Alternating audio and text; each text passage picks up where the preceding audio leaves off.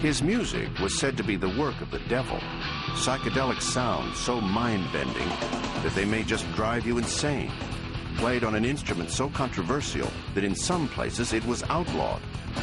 Is he a heavy metal guitar hero, goth, or grunge artist? No.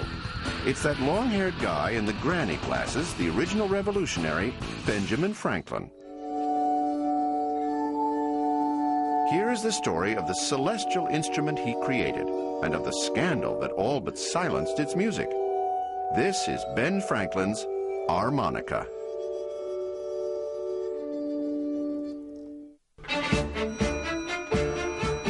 The ringing effect of a moistened finger on the rim of a wine glass has long fascinated musicians. An otherworldly sound that can be as intoxicating as the wine inside the glass. Professional musicians have occasionally presented the eerie sounds in concert, but common wine glasses make for an awkward instrument.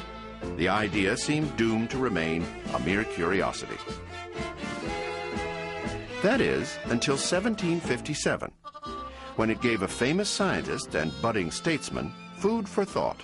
Franklin actually went to a concert given on the wine glasses. This is the same principle as the wine glasses. And he thought it was the sweetest sound he had ever heard, but he wanted to hear more harmonies with his melodies.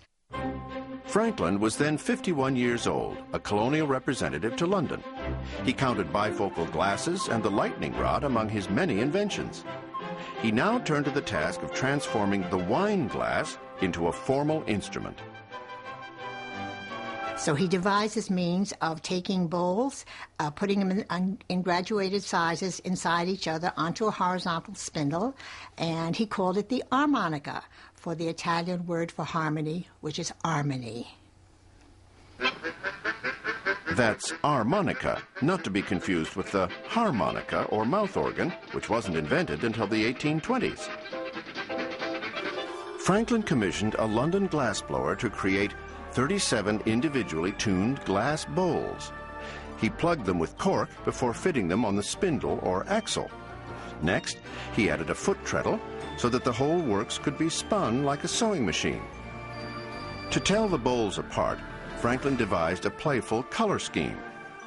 In 1761, it was finished, what is believed to be the first musical instrument invented in America.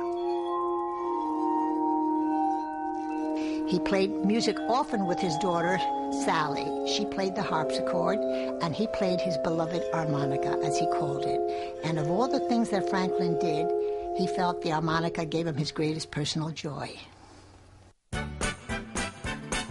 And soon, everybody that was anybody was grooving to the armonica. Marie Antoinette took lessons. George Washington and Thomas Jefferson went to concerts. Mozart composed 2 pieces for the instrument. Later on, Beethoven, Donizetti, and Richard Strauss all wrote music for the armonica. But when it was incorporated into a controversial new practice, trouble began. Franz Anton Mesmer, the famous hypnotist, was a fine harmonicist, and he used the harmonica along with hypnosis to put his patients into a deeper trance. But the townsfolk got very upset about this. They thought it was witchcraft, so they ran him out of town. The seemingly otherworldly sounds that came out of Franklin's instrument were blamed for a number of ills. They were said to invoke the spirits of the dead, cause nervous spasms, seizures, and even madness in those who played the armonica. During a concert in Germany, a child suddenly dropped dead. The harmonica was blamed, and the instrument was banned in some German cities.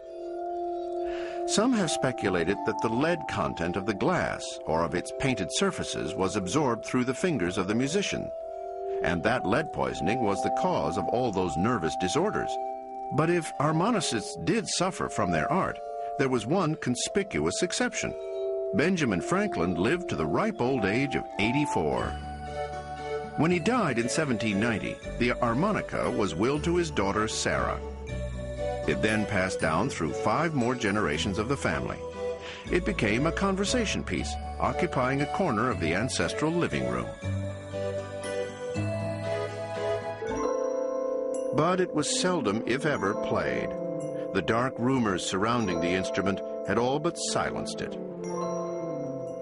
Once there were thousands of harmonicas, but by the beginning of the 20th century, there was not a single known harmonicist. It was another 9 decades before the instrument made a modest comeback. A glassblower from Massachusetts began making harmonicas in 1989. He made the bowls from quartz, which contained no lead, and used an electric motor instead of a foot treadle, but otherwise they are faithful to Franklin's original. And once again, concert halls shiver with the strange vibrations of Benjamin Franklin's harmonica. It's hard to explain the sound because it is so sweet. It's so vibrating. It's so penetrating. It's so hypnotic. It sort of floats around you, and it feels like a musical UFO hanging over your head. Somewhere, Franklin must still be shaking his head over the reception to his favorite brainchild. In 1980, descendants of Benjamin Franklin donated his harmonica to the Franklin Institute in Philadelphia, where it is kept on public display.